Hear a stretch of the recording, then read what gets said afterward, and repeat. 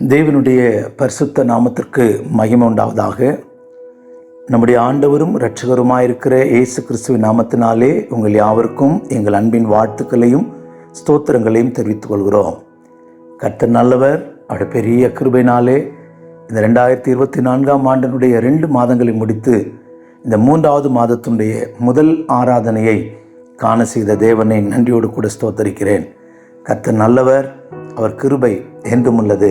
அவருடைய மாறாத தயவினாலும் பெரிய கிருபையினாலும் இந்த முதல் ஆராதனையை காண, வசனத்தை கேட்க உதவி செய்த கர்த்தரை நன்றியோடு கூட ஸ்தோத்தரிக்கிறேன்.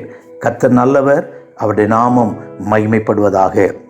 இந்த மார்ச் மாதம் கர்த்தர் நமக்கு நீதிமொழிகளின் புஸ்தகம் 28ஆம் அதிகாரம் 27ஆம் வசனத்தை வாக்குத்தத்தமாய் தந்திருக்கிறார். தரித்திரருக்கு கொடுப்பவன் தாழ்ச்சி அடையான், தன் கண்களை ஏழைக்கு விளக்குகிறவனோ அநேக சாபங்கள் வரும். தரித்திரருக்கு கொடுக்கிறவனுக்கு தாழ்ச்சியே இல்லையாம். கர்த்தருடைய நாமத்திற்கு மகிமை உண்டாகட்டும். அப்படியானால் நம்ம ஜீவியத்தில் தரித்திரருக்கு கொடுக்கிற மனுஷராய் நாம் மாற வேணும். He that giveth unto the poor shall not lack, but he that hideth his eyes shall have many curse. கர்த்தருக்கு ஸ்தோத்திரம். இங்கே தரித்திரருக்கு கொடுக்கிறவன் தாழ்ச்சி அடையான். இந்த தாழ்ச்சி என்கிற வார்த்தை கர்த்தருக்கு ஸ்தோத்திரம் நாம் படிக்கும்போது லேக்கிங், நாட் வாண்ட் இப்படியெல்லாம் எழுதப்பட்டிருக்கிறது. அப்படினாலே குறைவுபட மாட்டான். குறைவில்லாத நிறைவான ஒரு ஜீவியத்தை தரித்திரருக்கு கொடுக்கிறவனுக்கு கர்த்தர் தருவார். இந்த மாதம் மெய்யாகவே உங்களுக்கும் எனக்கும் குறைவில்லாத மாதமாய், குறைவுபடாத எல்லா அப்பப்போது உங்களுடைய தேவைகள் எல்லாவற்றையும் கர்த்தர் சந்தித்து உங்களை என்னையும் ஜெயமாய் நடத்த போகிறார். கர்த்தருடைய நாமத்திற்கு மகிமை உண்டாகட்டும். அதனாலே தாழ்ச்சி அடைய மாட்டாய். தாழ்ச்சி இல்லாத, குறைவு இல்லாத, பட்டினி இல்லாத, கர்த்தருக்கு ஸ்தோத்திரம், தேவைக்கு அங்கலாய்ப்பு இல்லாத மாதமாய் கர்த்தர் இந்த மாதத்தை உங்களுக்கு எனக்கும் கொடுக்க போகிறார். கர்த்தருடைய நாமத்துக்கு மகிமை உண்டாகட்டும். சில நேரங்களிலே நாம் தாழ்ச்சி அடைகிறோம். ஏன் தாழ்ச்சி? வாக்குத்தத்த ஆராதனையிலே கர்த்தரை தேடுகிறவர்களுக்கு ஒரு நன்மையும் குறைபடாது. கர்த்தரை தேடுகிற மனுஷராயிருந்தால் குறைபட மாட்டோம். பரிசுத்தவான்களுக்கு குறைவில்லை. கர்த்தருக்கு ஸ்தோத்திரம். கர்த்தரை மெய்ப்பராய் கொண்டவர்களுக்கு குறைவில்லை. இப்படியெல்லாம் நாம் தியானித்தோம். இந்த முதல் ஆராதனையிலே ஏன் நம்முடைய ஜீவியத்தில் தாழ்ச்சி, குறைவு ஏற்படுகிறது என்பதை குறித்து ஒரு சில காரியங்களை நாம் ஆராய்ந்து, நம்முடைய ஜீவியத்தில் அப்படிப்பட்ட சுபாவங்கள் இருக்குமானால் அதை நாம் மாற்றி நாம் தேவனுடைய பட்சமாய் திரும்ப கர்த்தருடைய ஆவியானவர் நமக்கு அனுக்கிரகம் செய்வாராக. கர்த்தருடைய நாமத்துக்கு மகிமை உண்டாகட்டும். முதலாவதாக ஆமோஸ் தீர்க்கதரிசியின் புஸ்தகத்திலே 4ஆம் அதிகாரம் 6வது வசனத்தை படிக்கும்போது, ஆகையால் நான் உங்கள் பட்டணங்களிலெல்லாம் உங்கள் பல்லுகளுக்கு ஓய்வையும் உங்கள் ஸ்தலங்களிலெல்லாம் அப்பக்குறைவையும் கட்டளையிட்டேன், ஆகிலும் நீங்கள் என்னிடத்தில் திரும்பாமல் போனீர்கள் என்று கர்த்தர் சொல்கிறார். கர்த்தருடைய நாமத்திற்கு மகிமை உண்டாகட்டும். இங்கே தேவன் இந்த ஜனங்களுக்கு அப்பக்குறைவை கட்டளையிட்டேன், அவர்கள் அப்பத்தினால் குறைவுபட்டார்கள் என்று படிக்கிறோம். கர்த்தருடைய நாமத்திற்கு மகிமை உண்டாகட்டும். அப்பக்குறைவு, want to bread in all your place, want to bread in all your place. உங்களுடைய ஸ்தலங்களில் எல்லாம் அப்ப குறைச்சலை, தாழ்ச்சியை, அப்ப தாழ்ச்சியை நான் கட்டளையிட்டேன், ஆனாலும் நீங்கள் திரும்பாமல் போனீர்கள் என்று கர்த்தர் துக்கப்படுகிறார். கர்த்தருடைய நாமத்திற்கு மகிமை உண்டாகட்டும். தேவன் இங்கே படிக்கும்போது கர்த்தருக்கு ஸ்தோத்திரம், இன்னும் நிறைய வசனங்களை நாம் படிக்கும்போது ஆண்டவர் துக்கத்தோடு சொல்லுகிறார். கர்த்தருக்கு ஸ்தோத்திரம். அதே ஆமோஸ் 4ஆம் அதிகாரம் 8ஆம் வசனத்தை வாசிக்கிறேன். 2-3 பட்டணங்களில் மனுஷர் குடிக்க ஒரே பட்டணத்துக்கு போய் அலைந்தும் தாகம் தீர்த்து கொள்ளவில்லை, ஆகிலும் நீங்கள் என்னிடத்தில் திரும்பாமல் போனீர்கள் என்று கர்த்தர் சொல்லுகிறார். அதனுடைய 7வது வசனத்தையும் சேர்த்து வாசிக்கிறேன். இதுவும் அல்லாமல் அறுப்பு காலம் வர இன்னும் 3 மாதம் இருக்கும்போதே மழையை நான் தடுத்தேன், ஒரு பட்டணத்தின் மேல் மழை பெய்யவும் ஒரு பட்டணத்தின் மேல் மழை பெய்யாமல் இருக்கவும் பண்ணினேன். ஒரு வயலின் மேல் மழை பெய்தது, பெய்யாத மற்ற வயல்கள் காய்ந்து போயிற்று. 2-3 பட்டணங்களின் மனுஷர் தண்ணீர் குடிக்க ஒரே பட்டணத்துக்கு போயும் தாகம் தீர்க்கவில்லை. தண்ணீர் குறைவை கட்டளையிட்டார்.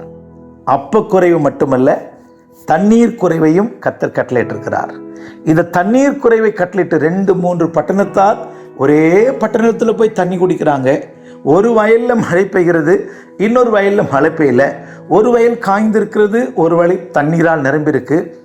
இன்னும் கர்த்தர் அறுப்பு காலம் வர 3 மாதம் இருக்கும் போதே மழையை நான் தடுத்தேன் என்று சொல்லுகிறார். மழையாயில் தடுத்து பார்த்தால் தேவனிடத்தில் திரும்புவார்களா என்று தேவன் எதிர்பார்க்கிறார். அவர்கள் தேவனிடத்தில் திரும்பவில்லை. இன்னும் கூட ஆமோஸ் அந்த அதிகாரத்தை பாருங்கள். 9வது வசனம். கருக்காயினாலும் விஷப்பணியினாலும் உங்களை தண்டித்தேன். உங்கள் சோலைகளிலும் திராட்சை தோட்டங்களிலும் அத்தி மரங்களிலும் ஒலிவ மரங்களிலும் மிகுதியானது பச்சைப்புழு அரித்து போட்டது. ஆகிலும் என்னிடத்தில் திரும்பாமல் போனீர்கள் என்று கர்த்தர் சொல்லுகிறார். தேவன் துக்கத்தோடு கூட சொல்லுகிறார். கர்த்தருடைய நாமத்திற்கு மகிமை உண்டாகட்டும். உங்களுக்கு நஷ்டம் வந்தது. உங்களோட திராட்சை அற்று போயிற்று, விளைச்சல் அற்று போயிற்று, அத்திமரம் பலன் கொடுக்காமல் போயிற்று, ஒலிவ பழத்தை பச்சைப்புழு தின்று போட்டது. நஷ்டத்தின் மேல் நஷ்டம். விதைத்ததெல்லாம் விருதாவாய் போயிற்று. அறுப்பு வரும் என்று அவலாய் எதிர்பார்த்த நேரத்தில் அழிவு வந்தது.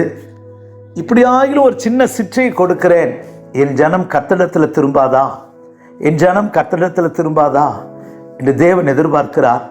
ஜனங்களோ தேவனிடத்தில் திரும்பவில்லை. கர்த்தருக்கு ஸ்தோத்திரம். 3வதாக இன்னும் கர்த்தர் என்ன செய்கிறார்? 10வது வசனம். ஆமோஸ் 4ஆம் அதிகாரம் 10ஆம் வசனம். எகிப்திலே உண்டானதற்கு ஒத்த கொள்ளை நோயை உங்களுக்குள் அனுப்பினேன். உங்கள் வாலிபரை பட்டயத்தாலே கொன்றேன். உங்கள் குதிரைகளை அவிழ்த்து போட்டேன். உங்கள் பாளையில் நாற்றத்தை உங்கள் நாசியிலும் ஏற பண்ணினேன். ஆகிலும் என்னிடத்தில் திரும்பாமல் போனீர்கள். வியாதி, கொள்ளை நோய், மரணம், நஷ்டம், இவைகளெல்லாம் தேவன் அவர்களுக்கு கட்டளையிடுகிறார். எகிப்திலே உண்டான வாதைக்கு ஒத்த ஒரு வாதையை அவர்களுக்கு கட்டளையிடுகிறார். திரும்புவார்களா? கர்த்தரண்டை திரும்புவார்களா? அவர்கள் திரும்பல. தேவன் துக்கப்படுகிறார். கர்த்தருடைய நாமத்திற்கு மகிமை உண்டாகட்டும். நான் அப்ப குறைவை கட்டளையிட்டேன், தண்ணீர் குறைவை கட்டளையிட்டேன், விளைச்சலின் வருமானத்திலே குறைவை கட்டளையிட்டேன், நஷ்டத்தை, மரண நோய்களை கட்டளையிட்டேன். எப்படி ஆயிலும் என்னிடத்திலே ஜனங்கள் திரும்புவார்கள் என்று எதிர்பார்க்கிறேன். ஆனால் ஜனங்கள் திரும்பவில்லை. இன்னும் 11வது வசனத்தை பார்ப்போம். சோதேமையும் குமாராவையும் தேவன் அழித்து போட்டது போல உங்களை கவிழ்த்து போட்டேன். நீங்கள் அக்கினின்று பறிக்கப்பட்ட கொல்லியை போல இருந்தீர்கள். ஆகிலும் நீங்கள் என்னிடத்தில் திரும்பாமல் போனீர்கள். கர்த்தருக்கு ஸ்தோத்திரம். உங்களுக்கு அக்கினி சோதனைகள், பரீட்சைகள், அக்கினிந்து பறிக்கப்பட்ட கொல்லியை போல இருந்தீர்கள். இப்போவாகிலும் இந்த சோதனைகள் எல்லாம் உணர்ந்து தேவனிடம் திரும்புவீர்கள் என்று எதிர்பார்க்கிறார். அங்கே ஜனங்கள் தேவனிடத்தில் திரும்பல. ஆனால் 12ஆம் வசனத்திலே அவர் சொல்லுகிறார், இஸ்ரவேலே இப்பிரகாரமாக உனக்கு செய்வேன். இஸ்ரவேலே நான் இப்படி உனக்கு செய்ய போகிறபடியினால் உன் தேவனாகிய தேவனை சந்திக்கும்படி ஆயத்தப்படு. உன் தேவனை சந்திக்க ஆயத்தப்படு. கர்த்தரை சந்திக்க ஆயத்தப்படு. நீ கர்த்தரிடத்தில் திரும்பாமல் போகிறாயே, நீ திரும்பு, முழு இதயத்தோடு திரும்பு. இந்த ஜனங்கள் என்ன செய்கிறார்கள்? அப்படி என்ன பாவம் செய்தார்கள் அப்படின்னு சொல்லி தியானித்தோமானால், கர்த்தருக்கு ஸ்தோத்திரம். 4வது வசனம். ஆமோஸ் 4:4. பெத்தேலுக்கு போய் துரோகம் பண்ணுங்கள், கில்காலுக்கு போய் துரோகத்தை பெருக பண்ணி காலைதோறும் உங்கள் பலிகளையும் 3ஆம் வருஷத்திலே உங்கள் தசம பாகங்களை செலுத்தி துரோகம் பண்ணுகிறார்கள். பெத்தேலுக்கு போய் துரோகம் பண்ணுகிறார்கள், கில்காலுக்கு போய் துரோகம் பண்ணுகிறார்கள். பெத்தேல் தேவனுடைய வீடை காண்பிக்கிறது. கில்கால் ரீசர்கம்சேஷன், உடன்படிக்கையை விருத்த சேதன உடன்படிக்கை பண்ணின இடம், நிந்தை புரட்டி போட்ட இடத்தை காண்பிக்கிறது. அப்படியானால் உடன்படிக்கைக்கும் தேவனுடைய வீட்டிற்கும் துரோகம் பண்ணுகிற ஜனமா இருக்கிறார்கள்.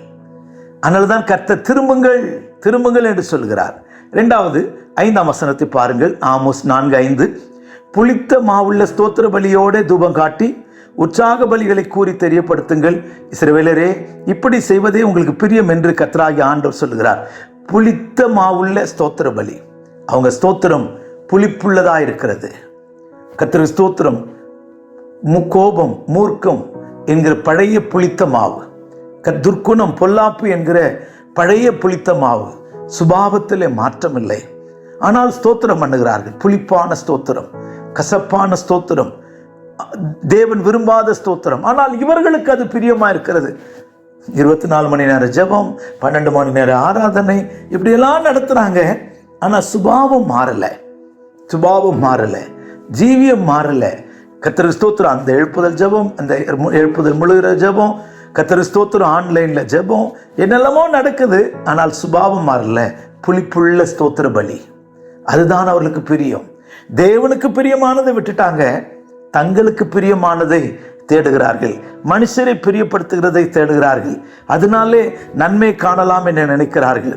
7ஆம் வசனத்தை பாருங்கள். இதுவும் அல்லாமல் அறுப்பு காலம் வர 3 மாதம் இருக்கும்போது மழையை தடுத்தேன்.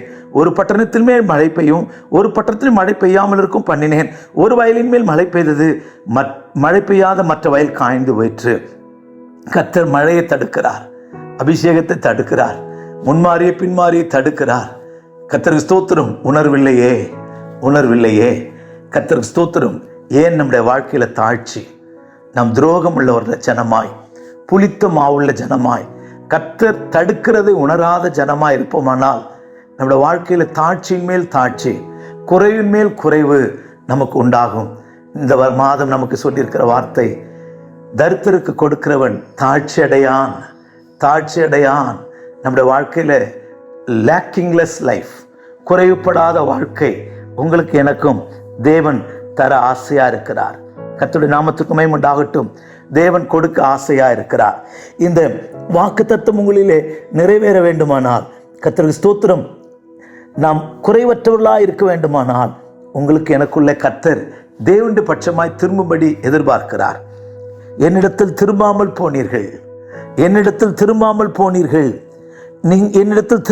போனீர்கள் என்று துக்கத்தோடு 6வது வசனத்தில் சொல்லுகிறார், 8ஆம் வசனத்தில் சொல்லுகிறார், 10ஆம் வசனத்தில் சொல்லுகிறார், 11வது வசனத்தில் சொல்லுகிறார், 12ஆம் வசனத்திலே ஆண்டவர் சொல்லுகிற வார்த்தை, உன் தேவனை சந்திக்கும்படி ஆயத்தப்படு. 2 காரியத்தை எதிர்பார்க்கிறார். Prepare to meet thy God. உன் தேவனை சந்திக்க நீ ஆயத்தப்படு. அப்படியானால் நீ தேவனை சந்திக்க ஆயத்தப்படுவாயானால் உன் ஜீவியத்தில் இருக்கிற எல்லா குறைவுகளையும் குறைச்சல்களையும் கர்த்தர் மாற்றி போடுவார். கர்த்தருடைய நாமத்துக்கு மகிமை உண்டாகட்டும். எனக்கு அருமையானவர்களே, நீங்களும் நானும் இன்றைக்கு தேவனிடத்தில் திரும்புகிறோமா, இல்லாவிட்டால் எப்படிப்பட்ட ஜீவியம் செய்து கொண்டிருக்கிறோம்? கர்த்தருடைய நாமத்துக்கு மகிமை உண்டாகட்டும். Prepare to meet thy God. உன் தேவனை சந்திக்க ஆயத்தப்படு. Prepare to meet thy God. தேவனிடத்தில் முதல்ல திரும்ப. Turn unto the Lord. Then prepare to meet thy God. உன் தேவனை சந்திக்க ஆயத்தப்படு. முழு இதயத்தோடு திரும்புவோம். எரேமியா 4ஆம் அதிகாரத்திலே நாம் படிக்கும்போது ஆண்டவர் எரேமியா தீர்க்கதரிசி கொண்டு இஸ்ரவேல் ஜனங்களோடு கூட பேசுகிறார். இஸ்ரவேலே, நீ திரும்புகிறதற்கு மனதாயிருந்தால் என்னிடத்தில் திரும்பு. கர்த்தருக்கு ஸ்தோத்திரம். நீ உன் அருவருப்புகளை என் பார்வையிட்டு அகற்றிவிட்டால் நீ அலைந்து திரிய மாட்டாய். 3ஆம் அதிகாரம் 10ஆம் வசனம் எரேமியா 3:10 படிக்கும்போது கர்த்தருக்கு ஸ்தோத்திரம். இவைகளெல்லாம் கண்டும் யூதா என்கிற அவளுடைய சகோதரியாகிய துரோகி கள்ளத்தனமாய் திரும்பினாள் என்று முழு இதயத்தோடு என்னிடத்தில் திரும்பவில்லை என்று கர்த்தர் சொல்லுகிறார். அருவருப்புகளை நீக்கிவிட்டு தேவனிடத்திலே திரும்ப மனதுள்ளவர்களாய் நாம் திரும்புவோம். நல்லத்தனமாய் கர்த்தரிடத்தில் திரும்புவோம். யோவேல் 2ஆம் அதிகாரம் 12வது வசனத்திலேயும் கூட தேவன் திரும்புவதை குறித்து நம்மோடு கூட பேசுகிறார். நம் தேவனிடத்தில் திரும்ப ஆசையுள்ளவர்களாய் இருப்போம். கர்த்தரிடத்தில் திரும்பினால் நீங்கள் நானும் ஆசீர்வதிக்கப்பட்ட ஜனமாய் மாறுவோம். இப்பொழுதே உபவாசத்தோடும் அழுகையோடும் புலம்பலோடும் உங்கள் முழு இருதயத்தோடும் என்னிடத்தில் திரும்புங்கள் என்று கர்த்தர் சொல்லுகிறார். உபவாசத்தோடு திரும்புவோம், முழு இதயத்தோடு திரும்புவோம், புலம்பலோடு திரும்புவோம். கர்த்தருக்கு ஸ்தோத்திரம். தேவன் வேதனையோடு கூப்பிடுகிறார். எரேமியா 3ஆம் அதிகாரம் 1 வசனத்தை பாருங்கள். கர்த்தருக்கு ஸ்தோத்திரம். என்னிடத்தில் திரும்பி வா என்று கர்த்தர் சொல்லுகிறார். என்னிடத்தில் திரும்பி வா என்று கர்த்தர் சொல்லுகிறார். கர்த்தர் நம்மிடத்தில் அவரிடத்தில் திரும்ப வேணும் என்று தேவன் தயவாய் கெஞ்சி கேட்கிறார். நாம் கர்த்தரண்டை சேரக்கூடிய திரும்பக்கூடிய நாட்கள் இதுவாயிருக்கிறது. கர்த்தருடைய நாமத்திற்கு மகிமை உண்டாகட்டும். சீர்கெட்ட இஸ்ரவேலே என்று கர்த்தர் சொல்லுகிறார். நான் உங்கள் மேல் என் கோபத்தை இறங்க பண்ணுவதில்லை, நான் கிருபையுள்ளவர் என்று கர்த்தர் சொல்லுகிறார். நான் என்றைக்கும் கோபம் வைக்க மாட்டேன். 3ஆம் அதிகாரம் எரேமியா 12 அப்படி சொல்லுகிறார். நான் இன்றைக்கு கோபம் வைக்க மாட்டேன். சீர்கெட்ட இஸ்ரவேலே திரும்பி வா. சீர்கெட்டவர்கள், கர்த்தருக்கு ஸ்தோத்திரம், தேவனை விட்டு சீர்கெட்டவர்களாய் இருந்த, தேவனை விட்டு தூரம் போயிருக்கிற இந்த அனுபவத்தை விட்டு தேவனுடைய பட்சமாய் திரும்புவோம். திரும்பினால் சீர்படுத்துவார். திரும்பினால் தாழ்ச்சி அடைய மாட்டாய். திரும்பினால் கர்த்தர் உங்களை என்னிடத்து நிறுத்துவார். கர்த்தரிடத்தில் திரும்புவோம். திரும்பினால் மட்டும் போதாது, அவரை சந்திக்க ஆயத்தப்படுவோம். கர்த்தரை சந்திக்க ஆயத்தப்படுவோம். புளிப்பான அனுபவங்கள், துரோகம் பண்ணுகிற அனுபவங்கள், கர்த்தருக்கு ஸ்தோத்திரம், நமக்கு விருப்பமா, இதுதானே உங்களுக்கு விருப்பம், நம்முடைய விருப்பங்களை விட்டு தேவனுடைய பட்சமாய் திரும்புவோம். ஆமோஸ் 4ஆம் அதிகாரம் நம்ம எச்சரிக்கிறது. 12ஆம் வசனம் சொல்கிற, இயேசு சீக்கிரம் வரப்போகிறார், உன் தேவனை சந்திக்க நீ ஆயத்தப்படு. பொல்லாதவைகளை விட்டு, பாவத்தை விட்டு, தேவனை துக்கப்படுத்துகிற விஷயங்களை விட்டு, புளிப்பான அனுபவங்களை விட்டு, நமக்கு பிரியமாயிருக்கிற அனுபவங்களை விட்டு தேவனுடைய பட்சமாய் திரும்புவோம். திரும்பினால் மாத்திரம் போதாது, கள்ளத்தனமாய் அல்ல, நல்லத்தனமாய் திரும்புவோம். முழு இருதயத்தோடு திரும்புவோம். பொல்லாப்பார திரும்புவோம். கர்த்தர் இரக்கமுள்ளவர், கர்த்தர் இரக்கமுள்ளவர். திரும்பி வா என்று அவர் நம்மை அழைக்கிறார். நம்முடைய எல்லா பொல்லாத வழிகளை விட்டு கர்த்தர் என்று திரும்பினால் நம்மை கர்த்தர் குறைவுகளை மாற்றி குறைவில்லாத ஜீவியத்தை தந்து இந்த பூமியிலேயும் நித்தியத்திலே நம்மை ஆசீர்வாதமாக வைப்பார். கர்த்தரை சந்திக்க ஆயத்தப்படுவோம். இன்னும் திரும்பாமலே போனால், சுபாவம் மாறாமலே போனால் எப்படி கர்த்தரை சந்திக்க முடியும்? கர்த்தருடைய நாமத்திற்கு மகிமை உண்டாகட்டும். தேவனிடத்தில் திரும்பாமல் போகிறவர்கள் குறைவுபடுவார்கள். அப்ப குறைவு, தண்ணீர் குறைவு, கர்த்தருக்கு ஸ்தோத்திரம். அதோடு மாத்திரமல்ல, வியாதி பலவீனத்தின் குறைவு, கர்த்தருக்கு ஸ்தோத்திரம். இவைகளெல்லாம் தேவன் நமக்கு தருகிறார். கொள்ளை நோய், அக்கினி சோதனை, பட்சிக்கிற அனுபவம், இதெல்லாம் வந்தும், இவைகளெல்லாம் கண்டும், இவைகளெல்லாம் உணர்ந்தும் திரும்பாமல் போனால் எப்படி?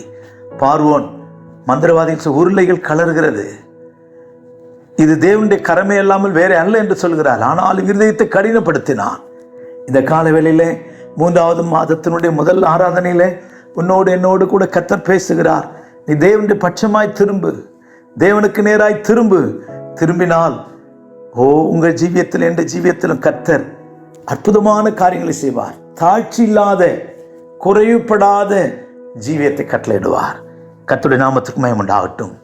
2ஆவதாக, ஏன் குறைவுபடுகிறோம்? லூக்கா சுவிசேஷத்தில் நாம் படிக்கும்போது 15ஆம் அதிகாரத்தில் வாசிக்கும்போது, அந்த தேவன் ஒரு தகப்பனுக்கு 2 குமாரர்கள் இருந்தார்கள். இளையவன் தகப்பனிடத்தில் தன் ஆஸ்திகள் எல்லாம் வாங்கி கொண்டு தூரமாய் பிரயாணப்பட்டு போனான் என்று படிக்கிறோம். கர்த்தருக்கு ஸ்தோத்திரம். அவன் துன்மார்க்க ஜீவியம் செய்து, அதை தான் அங்கே வேதனையாக இருக்கிறது, துன்மார்க்க ஜீவியம் செய்தான். 13ஆவது வசனத்திலே விதமாய் படிக்கிறோம். சில நாளைக்கு பின்பு இளைய மகன் எல்லாவற்றையும் சேர்த்து கொண்டு தூர தேசத்துக்கு புறப்பட்டு போய் அங்கே துன்மார்க்கமாய் ஜீவனம் பண்ணி தன் ஆஸ்தியை அடித்து போட்டான். எல்லாவற்றையும் அவன் செலவழித்த பின்பு அந்த தேசத்தில் கொடிய பஞ்சம் உண்டாயிற்று. அப்பொழுது அவன் குறைவுபட தொடங்கினான். கர்த்தருக்கு ஸ்தோத்திரம். இதை படிக்கும் போதே நமக்கு துக்கமாக இருக்கிறது, படிக்கும் போதே வேதனையாக இருக்கிறது. கர்த்தருடைய நாமத்திற்கு மகிமை உண்டாகட்டும். அவனை குறைவுபட தொடங்க ஆரம்பித்தான். When he had spent all, this arose mighty famine in that land, and he began to be in want. அவன் குறைவுபட தொடங்கினான். began to want. இவ்வளோ துக்கமாக இருக்கிறது. இங்கே தகப்பன் வீட்டில் இருக்கும்போது செழிப்பாக சுகமாக அவன் ஜீவித்தான், தெளிந்த புத்தி உள்ளவனாக இருந்தான். தகப்பனை விட்டு தூரம் போன போதோ அவன் குறைவுபட தொடங்கினான். கர்த்தருக்கு ஸ்தோத்திரம். நான் இதை விதமாய் சொல்லுகிறேன். அவன் துன்மார்க்க ஜீவியம் பண்ணி ஆஸ்தி அழித்து போட்டான். அவனுடைய துன்மார்க்க ஜீவியம், தூர தேசத்துக்கு போனான், துன்மார்க்க ஜீவியம் செய்தான். கர்த்தருக்கு ஸ்தோத்திரம். இந்த 2 குறிப்பை மாத்திரம் சொல்ல விரும்புகிறேன். தகப்பனிடத்தில் இருக்கிற வரைக்கும் அவனுக்கு குறைவே தெரியாது, அவனுக்கு பசினாலே என்னன்னு தெரியாது. ஆனால் தூரம் போய் பெரியாளாயிரணும்னு நினைச்சானோ என்ன தெரியல, தேவனை விட்டு தூரம் போனால், கர்த்தருக்கு ஸ்தோத்திரம், நம்ம வேதத்தில் நிறைய பேரை குறித்து அப்படி படிக்கலாம். கர்த்தருக்கு ஸ்தோத்திரம். லூக்கா 10ஆம் அதிகாரம் 38ஆம் வசனத்தில் இயேசு ஒரு உவமை சொன்னார். ஒருவன் எருசலேமிலிருந்து எரிகோவுக்கு போனான், கல்லர்கள் கையில் அகப்பட்டான், அவன் வஸ்திரங்களை உரிந்து குற்றூராக்கி போட்டார்கள். எருசலேம் தேவனுடைய சபை. எருசலேமை விட்டு உலகத்துக்கு நேராய் திரும்பினான், உலகத்துக்கு எரிகோவுக்கு நேராய் முகத்தை திருப்பினான். அவனுடைய வாழ்க்கையிலே நிர்வாணம், வேதனை, காயங்கள் அவனுக்கு உண்டாயிற்று. உங்கள் வாழ்க்கையில், என் வாழ்க்கையில் கர்த்தருக்கு ஸ்தோத்திரம், தகப்பன் வீட்டை விட்டு, தேவ சமூகத்தை விட்டு உலகத்தை நோக்கி ஓடுவோமா? ஓடினால் நம்முடைய ஜீவியத்தில் நஷ்டங்கள் ஏற்படும், குறைவுகள் ஏற்படும். began to want, began to be one. அவன் குறைவுபட தொடங்கினான். இவ்வளவு வேதனையா இருக்கிறது. ஏன் குறைவு? தேவ சமூகத்திலே நிற்காத ஜீவியம். யோனாவுக்கு கர்த்தருக்கு ஸ்தோத்திரம் தர்ஷீஷுக்கு போகும்படி போனான். நினிவேக்கு போதவனுக்கு விருப்பம் இல்லை. ஆனால் எவ்வளவு குறைவு ஏற்பட்டது, ஒரு இளைப்பாறுதல் இல்லை. கர்த்தருக்கு ஸ்தோத்திரம். இவன் மாத்திரம் சுகமா இருக்கிறான், சமுத்திரத்துக்கு இளைப்பாறுதல் இல்லை. ஓ, கடல் கொந்தளிக்கிறது, கப்பல் அசைகிறது, மாலுமிகள் வேதனைப்படும், சரக்கெல்லாம் சமுத்திரத்தில் தூக்கி போட்டாங்க. கர்த்தருக்கு ஸ்தோத்திரம். குறைவு ஒரு பாவம். வேதம் சொல்லுகிறது, நீ பிரசங்கி 9:18 யுத்த ஆயுதங்களை பார்க்கல் ஞாலமே நலம், பாவியானவன் மிகுந்த நன்மையை கெடுப்பான். தேவனை விட்டு தூரம் போனவன், தேவ சித்தத்துக்கு எதிராய் ஓடினவன் நஷ்டங்களை உண்டு பண்ணுகிறவனா இருக்கிறான். நகோமி பெத்லெகேமை விட்டு மோவாபுக்கு போனாள், புருஷனை இழந்தாள், பிள்ளைகளை இழந்தாள். அவள் சொல்லுகிற ஸ்டேட்மெண்ட் நமக்கு தெரியுமே, என்னை நகோமி என்று அழைக்க வேண்டாம், மாறாள் என்று அழையுங்கள். நகோமி என்றால் இன்பம் என்று அர்த்தம். இன்பமான நன்மை இழந்து போனால், கசப்பான அனுபவத்தை பெற்றுக்கொண்டால், நீங்களும் நானும் குறைவுபடுகிறோம். ஏன்? இந்த இளையகுமாரனை போல தகப்பனை விட்டு, தேவ சமூகத்தை விட்டு, தேவனுடைய வீட்டை விட்டு, கர்த்தருக்கு ஸ்தோத்திரம், எருசலேமிலிருந்து எரிகோவுக்கு போனவனை போல, தேவ சமூகத்தை விட்டு, யோனாவை போல தேவ சித்தத்தை விட்டு, நகோமியை போல நாம் ஓடுவோமானால் நம்முடைய ஜீவியத்தில் குறைவுபட தொடங்குவோம். குறைவுகள் நிறைவாக்குவதற்கு திரும்ப வருவோம். திரும்பி வா, திரும்பி வா, என்னிடத்திலே திரும்பு, உன் தேவனை சந்திக்க ஆயத்தப்படு என்று கர்த்தர் சொல்கிறார். கர்த்தரை பட்சமாய் திரும்புவோம். கர்த்தர் நம்மை தாட்சி இல்லாமல், குறைவில்லாமல், பட்டினி இல்லாமல், தாகம் இல்லாமல், கர்த்தருக்கு ஸ்தோத்திரம், தாகத்து தேவைக்காக தவிப்பில்லாமல் அவ்வப்போது உங்களுக்கு எனக்கு வேண்டிய எல்லாவற்றையும் தந்து நம்ம ஜெயமாய் நடத்துவார். அவரை பற்றி கொள்வோம், பிடித்துக் கொள்வோம். கர்த்தர் நம்மை ஆசீர்வதிப்பாராக. ஜெபிப்போமா? அன்புள்ள தெய்வமே, உமக்கு ஸ்தோத்திரம். அடியார்களை தாழ்த்துகிறோம், வெறுமையாக்குறோம். நீர் எங்களுக்கு பாராட்டின கிருபைகளை நினைத்து துதிக்கிறோம். ஆண்டவரே, நாங்கள் தாழ்ச்சி அடையாத ஒரு ஜீவியம் செய்ய கிருபைகளை தாரும். தாவே, தரித்திர கொடுக்கிறவன் தாழ்ச்சி அடையான் என்று எழுதியிருக்கிறது. எங்களுக்கு தாழ்ச்சி வர காரணம், ஆமோஸ் தீர்க்கதரிசி சொல்கிறது போல, உம்மிடத்தில் நாங்கள் திரும்பாமல் போனது. கர்த்தாவே, அந்த இளைய ஜீவியத்தில் தகப்பனை விட்டு தூரம் போனது. தாவே, நகோமியுடைய வாழ்க்கையில மோவாபை விட்டு மோவாபுக்கு போனது. இதெல்லாம் அவருடைய ஜீவியத்தில் தாழ்ச்சியை, குறைவை உண்டு பண்ணினதை நாங்கள் அறிகிறோம். என்னோட வாழ்க்கையில இவைகளை கண்டு கேட்டு என்னுடைய ஜீவியத்தை சரிப்படுத்தி வருகைக்கு ஆயத்தமாக்கப்பட, குறைவுகள் நிறைவாக்கப்பட, தாழ்ச்சி இல்லாத ஜீவியம் செய்ய கிருபை தாரு நடத்தும். இயேசுவின் நாமத்தில் பிதாவே, ஆமென், ஆமென். God bless you. Praise the Lord.